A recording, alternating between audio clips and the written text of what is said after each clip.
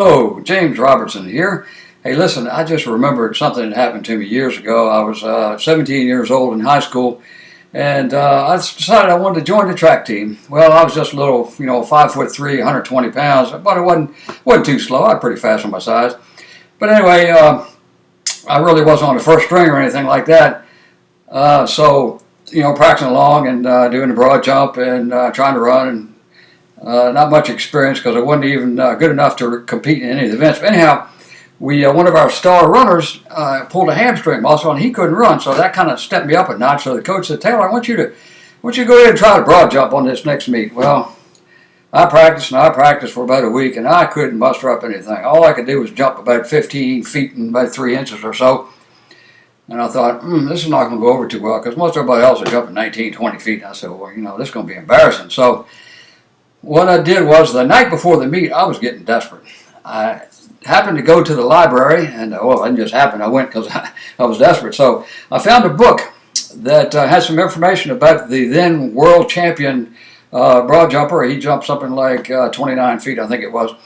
Anyhow, he described in there a process about what it takes to be able to do a good jump. So I read, and I thought about it. I said, I've got to do exactly like the champion does, and maybe I can do a little bit better. So he described a process where you have to form an image in your mind about, instead of thinking about when you're jumping, trying to jump outward, you want to think in your mind that you want to jump straight up because you've already got the speed that you're running up to the board to jump. So I hardly slept a wink that night before the actual competition. All I could do was imagine in my mind of what the champion broad jumper said to do. So I just continually, most of the night, just formed images in my mind of myself going straight up in the air as I hit that board. That's all I knew how to do. So anyway, the event came the next day, and it was my turn to jump. Ran up to the board, made a jump, was trying to do what I was told to do, and lo and behold, I jumped 3 feet further than I had ever jumped before. I was totally blown away.